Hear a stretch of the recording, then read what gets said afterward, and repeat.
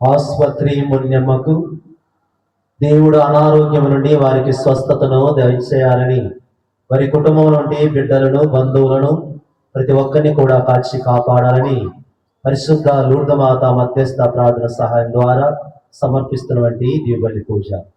ప్రియా తల్లిదండ్రులారా, విశ్వాసులారా, అందరూ కూడా రెండు చేతులు జోడించండి. మనం విన్నవించినటువంటి ప్రతి విన్నపము కూడా తండ్రి దేవుని సన్నిధి చేరాలని విశ్వాసముతో ఈ దివ్యబలి పూజలో భక్తి విధముగా పాల్గొని దేవునికి ఆశీస్సులను పొందుకున్నాము. మరియమ్మ పావన జనని, మీరు జన్మనిచ్చిన కుమారుడు పరలోక భూలోకములకు రాజు, ఆయన యుగ యుగములు పరిపాలిస్తున్నాడు. పితా పుత్ర పవిత్రాత్మ నామమునా. మన నాథుడైన యేసుక్రీస్తు కృప, సర్వేశ్వరుని ప్రేమ, పవిత్రాత్మ సహవాసము మీ అందరితో ఉండును గాక.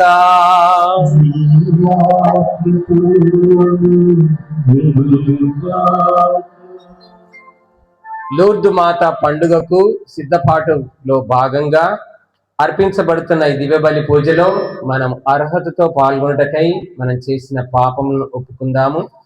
పాపాత్మలమైన మన కోసం ప్రార్థించమని, ఇప్పుడును మన మరణ సమయంలో కూడా ప్రార్థించమని లూర్దు మాతను వేడుకుందాం.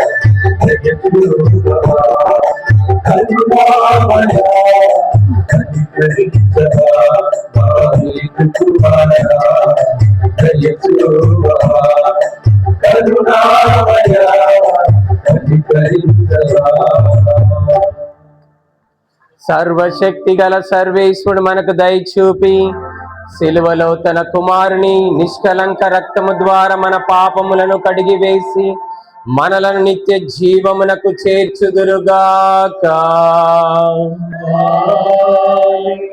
ఏలిన వారా దయ చూపండి,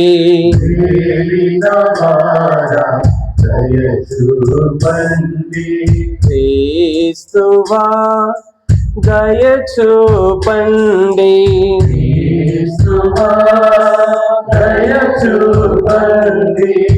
ఏలిన వారా దయ చూపండి,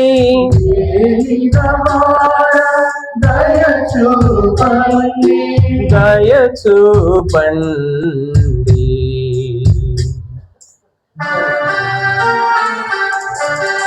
చప్పట్లు కొట్టుకుంటూ తండ్రి కుమార పరిశుద్ధాత్మ త్రియేక దేవుని మహిమపరచుదాం. ఆయన మహిమ ఘనతకు అర్హుడు, స్తోత్రార్హుడు, స్తుతులకు పాత్రుడు. ప్రత్యక్షమైన దేవదూతలతో కలిసి ఆయనకు మహిమా స్తోత్రము చెల్లించుదాం. లూకాసు వార్త 2వ అధ్యాయం 14వ వచనం.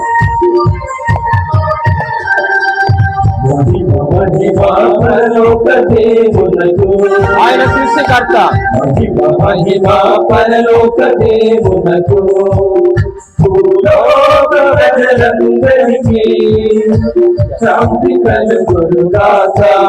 భూలోక ప్రజలందరికీ శాంతి కలుగునుగాక. Gloria Gloria Gloria Gloria Gloria Gloria Gloria Gloria. భూమి ఆకాశము చేసిన L షదా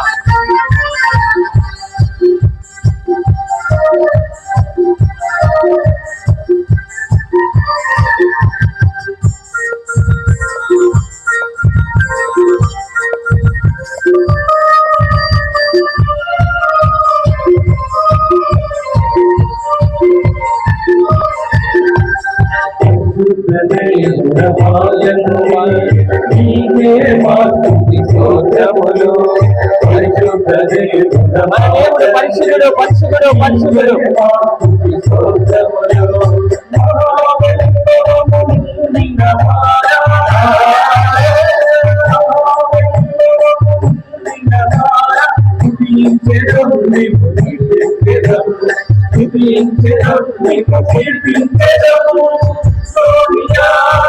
Gloria, Gloria, Gloria, Gloria, మహిమ Gloria, Gloria. ఆయన అద్వితీయ కుమారుడు మన రక్షకుడైన యేసు క్రీస్తుకు మహిమ కలుగుగాక.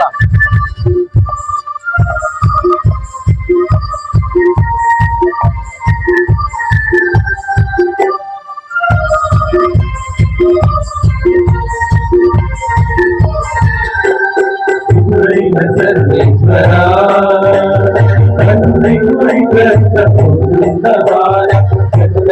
సర్వేశ్వరా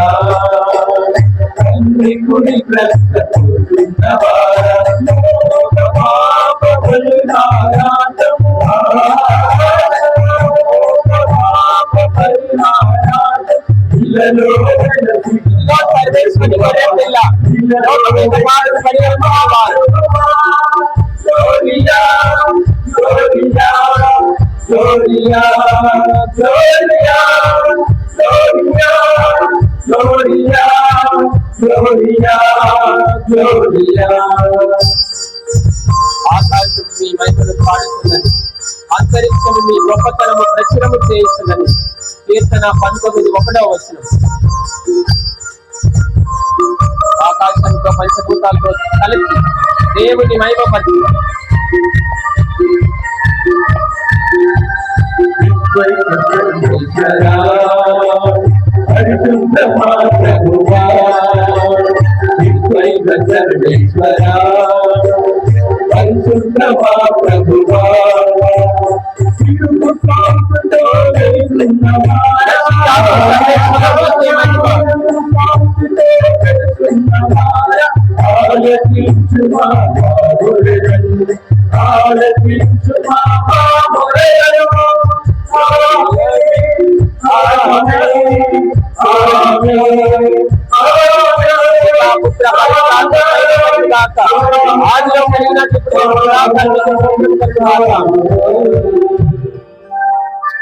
ప్రార్థించుదము. దయామయులగు ఓ సర్వేశ్వర, మా బలహీనతను వీక్షించి మాకు మీ సహాయమును కరుణించండి. తల్లి మరియమాత లూర్దు మాతగా మేము కొనియాడబోతున్న ఈ సందర్భంలో ఆమె ప్రార్థన సహాయమున మంచి ఆరోగ్యముతో జీవించి పరిపూర్ణ ప్రేమతో మిమ్ము సేవించునట్లును మా పాపముల నుండి విమోచన పొందునట్లును కృప చేయుడని మనవి చేయుచున్నాము. మీతో కలిసి పవిత్రాత్మతో సహా యుగ యుగములు జీవిస్తూ రాజ్య పాలన చేయి మీ కుమారుడును లోక రక్షకుడైన యేసు క్రీస్తు ద్వారా ఈ మనవి చేయుచున్నాము.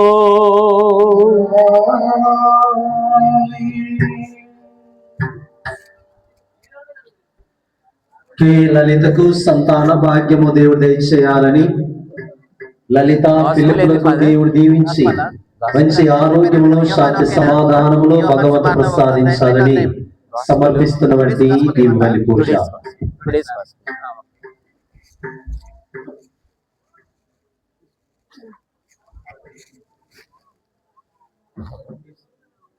యాజకులు మందసములను మహాపవిత్రమైన గర్భగృహమునకు కొనివచ్చిరి. అప్పుడు మేఘము ఆ దేవాలయమును కమ్ముకొనెను.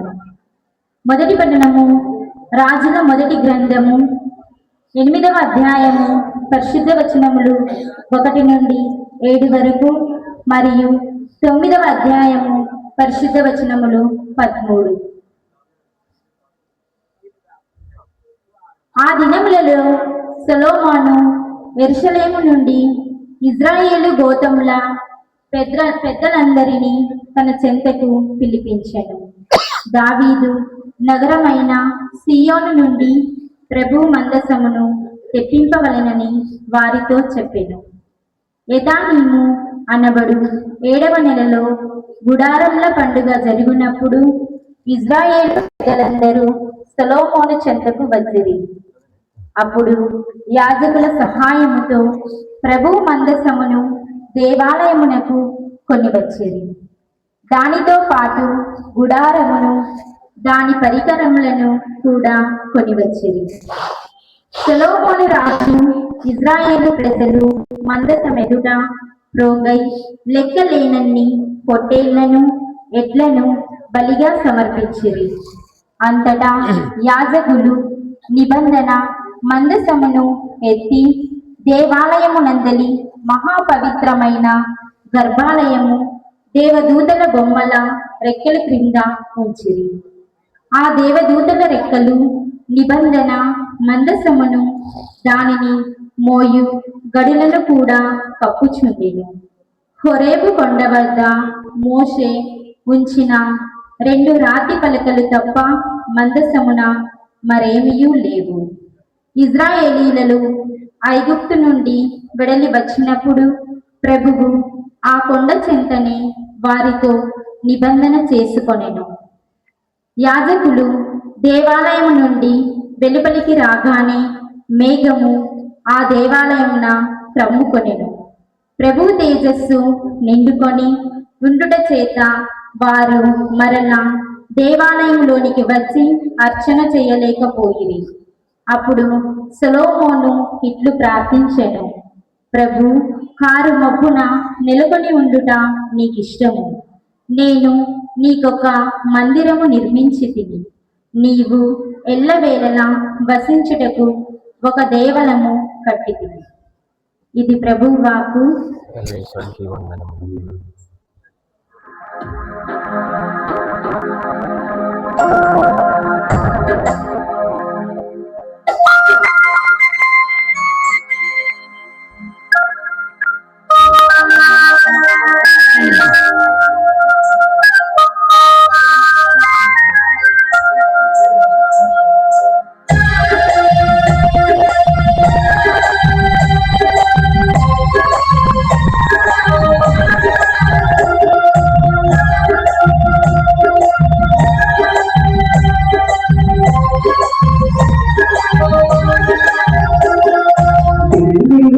ప్రభుని మాటలు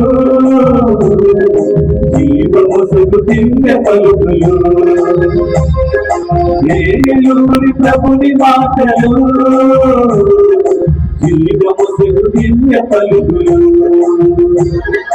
వినరండి కదలండి, వినరండి కదలండి, వాక్యానుసారం నడుమగరండి, వాక్యానుసారం నడుమగరండి. హల్లెలూయా హల్లెలూయా హల్లెలూయా హల్లెలూయా హల్లెలూయా హల్లెలూయా హల్లెలూయా హల్లెలూయా హల్లెలూయా హల్లెలూయా హల్లెలూయా హల్లెలూయా హల్లెలూయా హల్లెలూయా.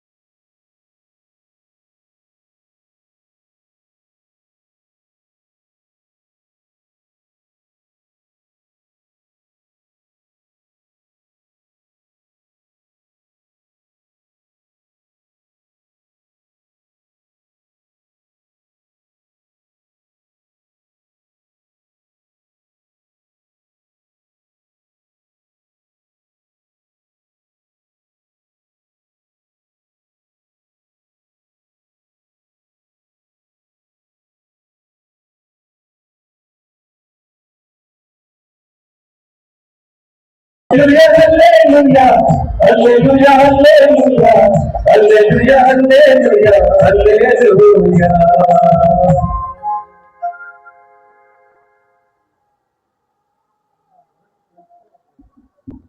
ప్రభువు మీతో ఉండునుగాక, మీ ఆత్మతోనూ ఉండునుగాక. పునీత మార్కు గారు రాసిన పవిత్ర సువిశేషములోని భాగము. ప్రభువా మీకు మహిమ కలుగునుగాక.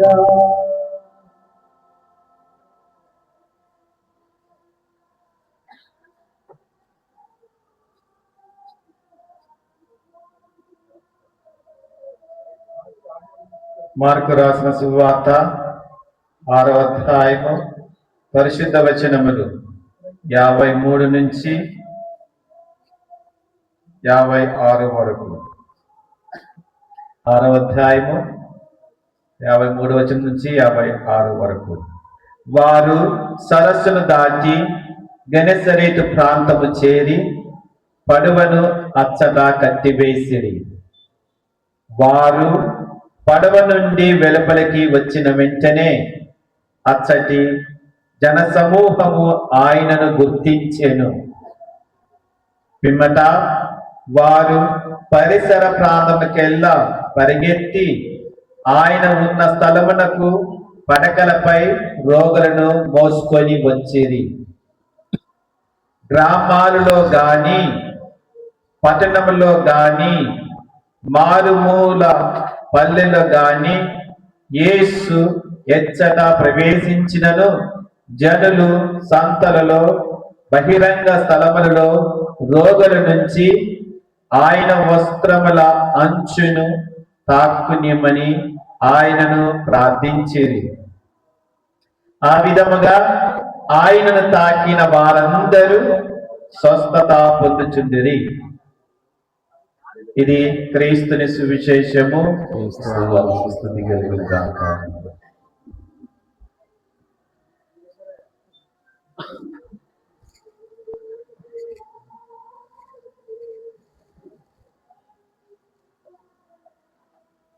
అందరం కళ్ళు మూసుకొని త్రియేక దేవుని మరొకసారి మహిమపరచుదాము.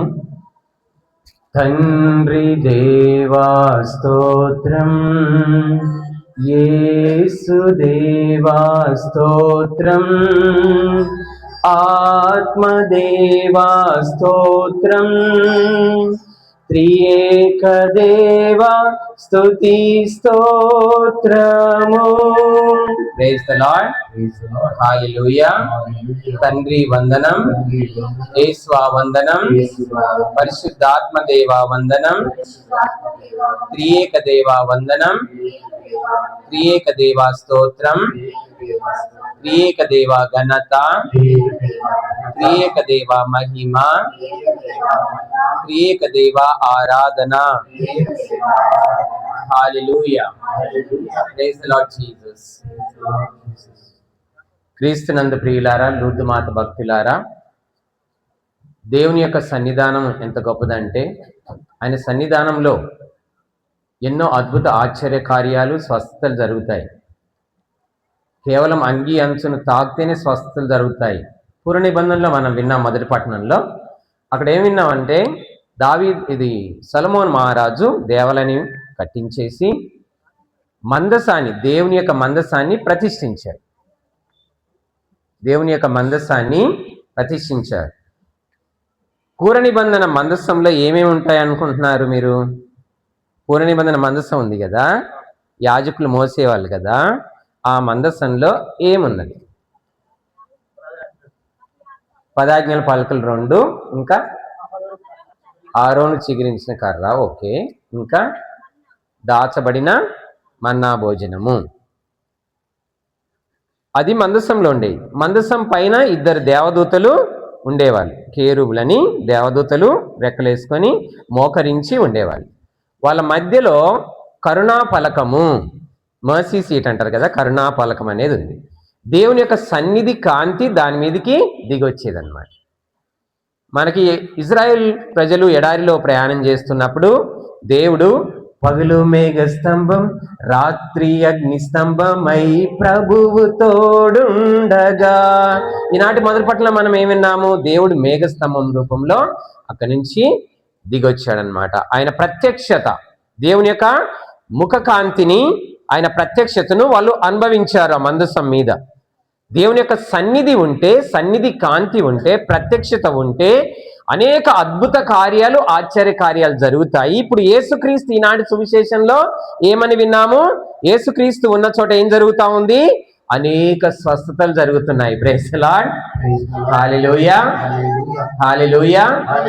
దేవునికి మహిమ కలుగును గాక. ఎందుకంటే దేవుని యొక్క సన్నిధి, యేసుక్రీస్తు యొక్క సన్నిధి చాలా గొప్పదైంది అనమాట. ఆయనలో మహాశక్తి ఉంది అనమాట. సర్వశక్తిమంతుడు కదా, ఎల్షదా కదా. ఆయన నుండి శక్తి వెలువడి ఎంతో మంది అనేక రోగాలు ఎన్ని రకాలు ఉండొచ్చు? ఒక మనిషికి రోగాలు ఎన్ని రకాలు అంటే బోల్డెన్ రోగాలు శారీరకంగా ఉంటాయిలే. శారీరకంగానే కాకుండా రోగాలు వేరే విధంగా ఎలా ఉంటాయి? మానసిక రోగాలు, శారీరక రోగాలు, ఇంకా ఆధ్యాత్మిక రోగాలు, ఆత్మకు సంబంధమైన రోగాలు. శారీరక రోగాలు కొన్ని పేర్కొనుము, చెప్పండి, కొన్ని చెప్పండి. శరీరానికి వచ్చే రోగాలు కొన్ని చెప్పండి. జ్వరము, దగ్గు, జలుబు, ఇంకా బాడీ పెయిన్స్, మోకాళ్ళ నొప్పులు, కీళ్ళు నొప్పులు, ఇంకా సో ఇలా అనేక రోగాలతో బాధపడే వారిని యేసయ్య దగ్గరికి తీసుకొస్తే ఆయన తాకి స్వస్థతను చేస్తున్నాడు. ఒక్కోసారి నోటి మాటతో స్వస్థత చేస్తున్నాడు, ఒక్కోసారి తాకి స్వస్థత చేస్తున్నారు. కొంతమంది ఆయన అంగి అంచును తాకితే అంగి అంచును అంటగానే అద్భుత స్వస్థతనిచ్చ అన్నట్టుగా వాళ్ళు ఆ విశ్వాసంతో నమ్మకంతో తాకి అనేక స్వస్థతలు పొందారు. ఈ రాజు గెన్నసరేతు అనే ప్రాంతం దగ్గర కూడా యేసయ్య అక్కడికి వచ్చాడు. వచ్చిన తర్వాత అనేక రోగాలతో బాధపడే వాళ్ళ దగ్గరని అక్కడికి తీసుకొచ్చారు. వాళ్ళకి స్వస్థత జరిగింది, శారీరకంగా స్వస్థత జరిగింది. కొన్ని సందర్భాల్లో యేసుక్రీస్తు మానసికంగా స్వస్థత ఇస్తాడు. ఆయనక గొప్ప మానసిక వైద్యుడు తెలుసా? ఒక సైకాట్రిస్ట్గా ట్రీట్మెంట్ ఇస్తాడు యేసుప్రభు. ఎలా ఇస్తాడు తెలుసా? తన వాక్యం ద్వారా. ఆయన వాక్యం చెప్తే ఆయన వాక్యం ద్వారా పరిపూర్ణ నెమ్మది అనేది మన జీవితాల్లో కలుగుతుంది. ఆయన మాటలు వింటే ఓదార్పు అనేది కలుగుతుంది. ఆయన మాటలు వింటే ప్రోత్సాహం అనేది మనలో వస్తుంది. ఆయన మాటలు వింటే ఆయన చిగురించి మోడువారిన జీవితాలు చిగురిస్తాయి. ఆయన మాటలు వింటే జీవితాలు ప్రాణం పోసుకుంటాయి. ఇలా ఆయన మాటల్లో అంత గొప్పతనం ఉంది. ఆయన ఇప్పుడు ఉదాహరణకి ఇప్పుడు మానసికంగా కూడా మనం వేదన పడుతుంటాం. నాకు మంచి రోజులు వస్తాయా, నిరుద్యోగం ఉంది, అనారోగ్యం ఉంది, కష్టాలు, కన్నీళ్లు, వ్యాధులు, బాధలు, రోగాలు, ఇరుకులు, ఇబ్బందులు, నిరుద్యోగము, పేదరికము, ఇవన్నీ బోల్డని సమస్యలు, ఇవన్నీ వీటిలలో సతమతం అయిపోతుంటే నా భవిష్యత్తు ఎలా ఉండబోతుందో అని ముందుగానే వరి అవుతా ఉంటాం, చింతిస్తూ ఉంటాం. అంటే చింతిస్తూ ఉంటాము, వరి అవుతుంటాము. దానికి యేసుప్రభు ట్రీట్మెంట్ ఏమిచ్చాడు? రేపటి గురించి మీకు చింత ఏలా, ఏనాటి కష్టాలు ఆనాటికి చాలును, డోంట్ వరీ, బీ హ్యాపీ అని చెప్పాడు. ఎందుకంటే పక్షులు, ఆకాశ పక్షులు ఏమి తినేదమా, ఏమి త్రాగేదమా, రేపు మాకు గింజలు దొరుకుతాయా లేదా, పొలాల్లో అవి దొరుకుతాయా లేదా అని ఏం వరీ లేదు వాటికి. కొంతమంది రోడ్ల మీద పేపర్లు, కాగితాలు ఏరుకుంటా ఉంటారు. వాళ్ళు మళ్ళీ ఇనుప సామాన్ ఏదైనా ఏరుకుంటా ఉంటారు. అది కలెక్ట్ చేసుకొని వాళ్ళు తీసుకొచ్చి వాళ్ళు ఏం చేస్తారు, ఒక దగ్గర అమ్ముకొని కొద్దిగా డబ్బు దొరకగానే వాళ్ళు మంచిగా తినేసి ఒక సినిమా చూసేసి వచ్చి ఫుట్పాత్ మీద కాలు వేసుకొని అనుభవించు రాజా అన్నట్టుగా హాయిగా నిద్రపోతారు. హాయిగా ఏం వరీ లేదు, రేపటికి ఫుడ్ ఎట్ట దొరికిద్దా అని వరీ లేదు.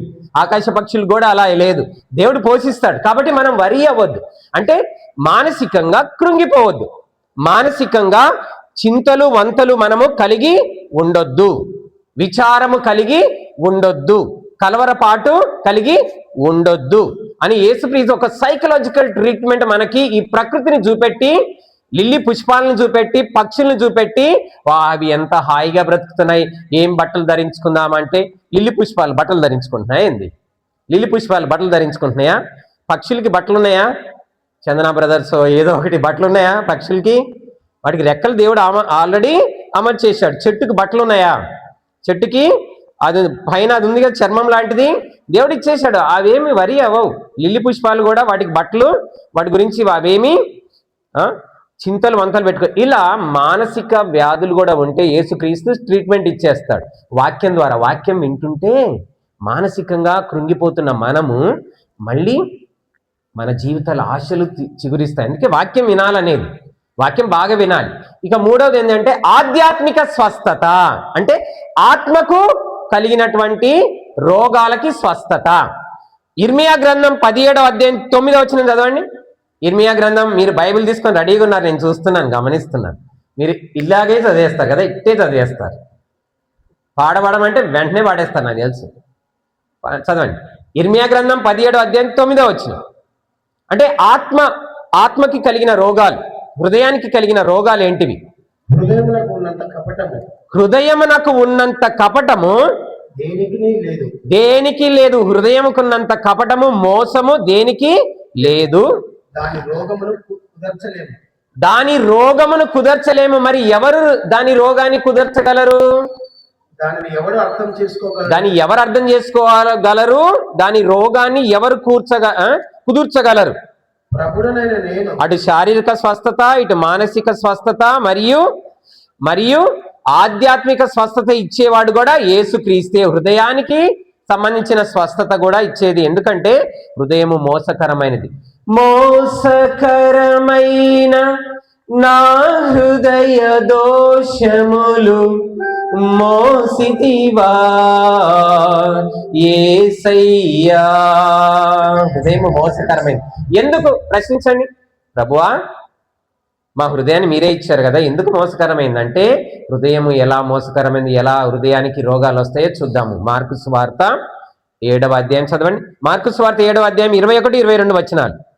హృదయానికి ఏదో రోగం వచ్చిందంట, హృదయంలో ఏదో ఉన్నాయంట. ఏలైనా హృదయం నుండి దురాలోచనలు, చెడు ఆలోచనలు, వేశ్య సంగమము, దొంగతనము, నరహత్య, వ్యభిచారము, దురాశ, దౌష్ట్యము, మోసము. మోసం వచ్చిందా? ఇర్మియా గ్రంథంలో చెప్పాడు కదా 17వ అధ్యాయం 9వ వచనంలో, ఇక్కడ మోసం వచ్చింది. మోసము ఇలా హృదయంలో మొదలవుతాయి. పాపం అనేది ఏదైనా చేయాలంటే, ఒకరిని హత్య చేయాలంటే ఎక్కడ ఆలోచన ఎక్కడ వస్తుంది? ఒకరిని హత్య చేయాలంటే ముందు ప్లాన్ చేసుకోవాలి కదా, ముందు ఆలోచించాలి కదా, స్పాట్ పెట్టాలి కదా. ఇవన్నీ ఎక్కడి నుంచి వస్తాయి? ముందు ఆలోచనలో మొదలవుతాయి. వాడిని చంపేద్దాం, ఆమెను చంపేద్దాం అనే ఆలోచన, అది చాలా డేంజర్ అన్నమాట. కాబట్టి ఆ హృదయానికి సంబంధించిన రోగాలను కూడా యేసయ్య స్వస్థత చేస్తాడు. ఇప్పుడు చెప్పండి, శారీరక, మానసిక, ఆధ్యాత్మిక హృదయ రోగాలు, వ్యాధి కలిగిన నా హృదయ భారమును మోసితివా యేసయ్యా. నా హృదయం నీ ఆలయం, నీవు నివసించు దేవాలయం. నా హృదయం నీ ఆలయం, నీవు నివసించు దేవాలయం.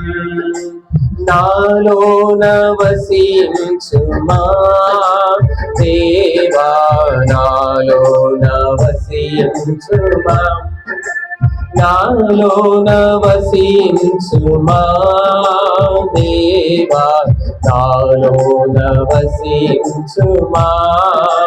నా హృదయం నీ ఆలయం, నీవు నివసించు దేవాలయం. Praise the Lord, praise the lord.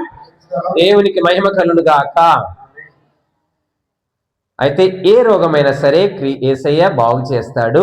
హృదయానికి సంబంధించిన రోగాలు, ఆత్మీయ స్వస్థత యేసు రక్తంలోనే కలుగుతుంది. ఔషధాలు, మందులు, మళ్ళీ డాక్టర్లు, వీటి ద్వారా కాదు. ఇంకొక డాక్టర్ ఉన్నాడు మనకి, ఆకాశం నుండి దిగివచ్చిన, పరలోకం నుండి దిగివచ్చిన ఔషధం. ఎవరైనా పరలోకం నుండి దిగివచ్చిన జీవాహారం, పరలోకం నుండి దిగివచ్చిన మెస్సయ్య. ఆయన్నే పెద్ద డాక్టర్, డాక్టర్లను సృష్టించిన డాక్టర్, మందుల్ని, ఔషధాలని ప్రకృతిలో పెట్టిన డాక్టర్. ఆయన వైద్యులలో పరమ వైద్యుడు. కాబట్టి అన్ని రకాల రోగాలు, ఇక హృదయానికి సంబంధించిన ఈ రోగాలు మనం చదువుకున్నాం కదా. ఈ రోగాలు పోవాలంటే కేవలం యేసు రక్తములోనే. Praise the lord. యేసు రక్తములో విడుదల, యేసు రక్తములో స్వస్థత, యేసు రక్తములో విడుదల, యేసు రక్తములో స్వస్థత. శుద్ధి చేయును యేసు రక్తము, బ్రతికించును యేసు రక్తము. శుద్ధి చేయును యేసు రక్తము, బ్రతికించును యేసు రక్తము. యేసు రక్తమే జయం జయం, యేసు రక్తమే జయం జయం, యేసు రక్తమే జయం జయం, యేసు రక్తమే జయం జయం. యేసు రక్తములో విడుదల, యేసు రక్తములో స్వస్థత, యేసు రక్తములో విడుదల, యేసు రక్తములో స్వస్థత. Praise the Lord. మీరు చప్పట్లు బాగా కొట్టేస్తున్నారు, ఎందుకంటే 47వ కీర్తన 1వ వచనంలో, నిఖిల జాతులారా దేవునికి చప్పట్లు కొట్టుడు. నిఖిల జాతులారా దేవునికి చప్పట్లు కొట్టుడు. మీరు బాగానే కొట్టేస్తున్నారు, వెరీ గుడ్. అలా చప్పట్లు కొట్టుకుంటూ దేవుణ్ణి మనం ఆరాధించాలి. ఏదేమైనప్పటికీ మనం యేసుక్రీస్తు ఆధ్యాత్మిక, శారీరక, మానసిక వ్యాధులు మొత్తానికి ట్రీట్మెంట్ ఆయన్నే ఇప్పుడు ప్రకృతిలో కూడా ఔషధాలు, మందులు పెట్టాడు. ఈ మందులు వాడాలి. మందులు దేంతో తయారు చేస్తున్నారు కదా? ప్రకృతిలో ఉన్న కొన్ని ఆకులు, అలములు వాటి తీసుకొని కదా ఈ ఆకులు, అలములు సృష్టించింది ఎవరు? శ్రీరాపుత్రుడైన యేసు జ్ఞాన గ్రంథం 38వ అధ్యాయం ప్రకారము ఈ మందుల్ని, ఔషధాలని ప్రకృతిలో ఆయన పెట్టాడు. వైద్యుల్ని కూడా దేవుడే సృష్టించాడు. వారి ద్వారా మహోన్నతుడై వ్యాధుల్ని బాగు చేస్తాడు. చివరికి స్వస్థత వచ్చేది దేవుని నుంచే. దేవునికి మహిమ కలుగును గాక. Praise the lord. హల్లెలూయా. కాబట్టి ఆ స్వస్థత ఎలాగునో ఆయన ఇస్తాడు. కొన్ని రోగాలు ఈ మందులతోని, డాక్టర్లతోని, ఔషధాలు డాక్టర్లు చేతులు ఎత్తేస్తారు. ఈ మందులు కూడా పనిచేయవు. అప్పుడు దేవుడే మనకు శరణం. దేవుడే స్వస్థతను ఇస్తాడు. అన్ని రకాలుగా స్వస్థతను ఇస్తాడు. యేసు రక్తంలో మాత్రము ఆధ్యాత్మిక స్వస్థత. అందుకే 53వ అధ్యాయము, యెషయా గ్రంథం 53వ అధ్యాయం 5వ వచనములో ఆయన పొందిన దెబ్బల ద్వారా మనకి ఏ స్వస్థత? ఆయన పొందిన దెబ్బల ద్వారా, ఆయన పంచగాయాల ద్వారా మనకి ఏ స్వస్థత వచ్చింది? ఆధ్యాత్మిక స్వస్థత. నీవు పొందిన దెబ్బలచే మాకిల స్వస్థతనిచ్చితివా. ఆధ్యాత్మిక స్వస్థత అనేది ఆయన పంచగాయాల ద్వారా వస్తుంది. మళ్ళీ ఆయన పంచగాయాల్లో కూడా మనకి ఆశ్రయం. ఆయననే మన కొండయు, కోటయు, రక్షణ దుర్గము, డాలు, ఖేడము, ఆశ్రయ దుర్గమై ఉన్నాడు. ఆయన గుడిలో మనల్ని దాచుకుంటాడు. యేసుక్రీస్తు తన గుండెలో మనల్ని పంచగాయాల్లో దాచుకుంటాడు. నీ గుండెలో దాచుమా, నీ గుడికే చేర్చుమా, నీ గుండెలో దాచుమా, నీ గుడికే చేర్చుమా. నా ప్రాణమా, నా క్షేమము నీవయ్యా, నా క్షేమమా, నా ప్రాణము నీవయ్యా. గోడులేని గోవలా దారి తప్పితే, గుండె చెదిరిన కోయిలనై మోగపోయితే. గోడులేని గోవలా గుండె చెదరిన కోయిలనై మోగపోయితే. నీ గుండెలో దాచు, నీ హృదయంలో, నీ గుండెలో దాచుకును ప్రభువా. నా ఆశ్రయదుర్గమైన దేవా, నా కొండయు, కోటయు, రక్షణ దుర్గం, ఆశ్రయస్థానమైన ప్రభువా, గుండెలో నీ రెక్కల నీడలో, నీ గుండెలో మాకు భద్రతను దయచేయండి. సాతాను నుండి, దురాత్మల నుండి, ఆకాశంలో సంచరించే దురాత్మల నుండి. Praise the lord. హల్లెలూయా. దేవునికి మహిమ కలుగును గాక. చూడండి, ఇప్పుడు ఇక్కడ ఏమనుంది? నీ విశ్వాసం నీకు స్వస్థత చేకూరింది, పోయి రమ్ము అని ఇక్కడ ఉంది. ఇక్కడేముంది? నీకు ఇష్టమైనతో నన్ను శుద్ధి కావాలి, హృదయ శుద్ధి కావాలి. హృదయ శుద్ధి గల వారు ధన్యులు, వారు దేవుని దర్శిస్తారని రాయబడింది కదా. కాబట్టి హృదయ శుద్ధి ఉండాలి. హృదయం అనే పాపం నుండి, హృదయంలో ఉన్న నెలకొనిన పాపం, మోసం నుండి, తర్వాత శారీరక స్వస్థతలు, ఇవన్నీ యేసుక్రీస్తు మాత్రమే చేయగలడు. అయితే మరి లూర్దు మాత పండుగ చేసుకుంటున్నాం కదా, మరీ మాత పాత్ర ఏంటి ఇందులో? లూర్దు మాత పండుగ చేసుకోబోతున్నాం కదా ఎల్లుండి రోజున. మరి మరే మాత పాత్ర ఏంటి? ఈ స్వస్థతలకు సంబంధించిన దాంట్లో మరే మాత పాత్ర ఏంటి? మరే మాత మనకు స్వస్థత చేయగలదా? లూర్దు మాత చేయగలదా? ఎలా చేయగలదు?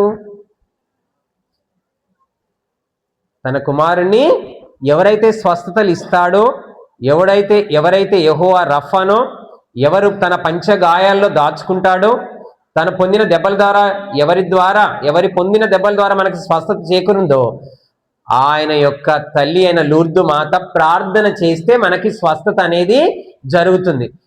మరే మాత్రమే ప్రార్థన చేయాలా? మనం చేసుకోలేమా? చేయండి, ప్రార్థన చేయండి. మీరు చిన్నపిల్లలు చేస్తారు, పెద్దవాళ్ళు చేస్తారు, అందరూ ప్రార్థన చేస్తారు. మరే మాత్రం చేయాలి? లూర్దు మాత్రం చేయాలి. ఎందుకంటే మనం పాపాత్ములం కాబట్టి, నీతిమంతులం కాదు కాబట్టి మన ప్రార్థన దేవునికి చేరకపోవచ్చు కదా. రోమీలకు రాసిన లేఖ 3వ అధ్యాయం 10వ వచనములో, నీతిమంతుడు ఒక్కడును లేడు, ఏ ఒక్కడును లేడు, అందరూ పాపము కట్టుకొని దేవుని మహిమను కోల్పోయారు.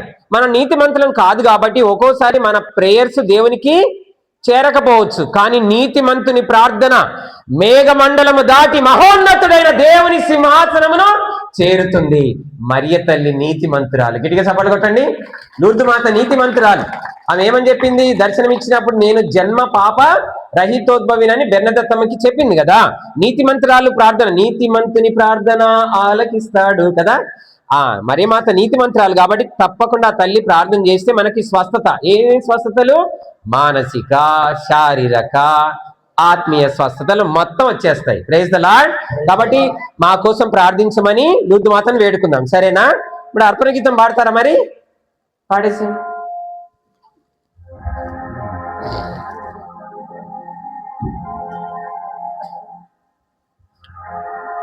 వేలాది నదులంట విస్తార తైలం నీకిచ్చిన చాలునా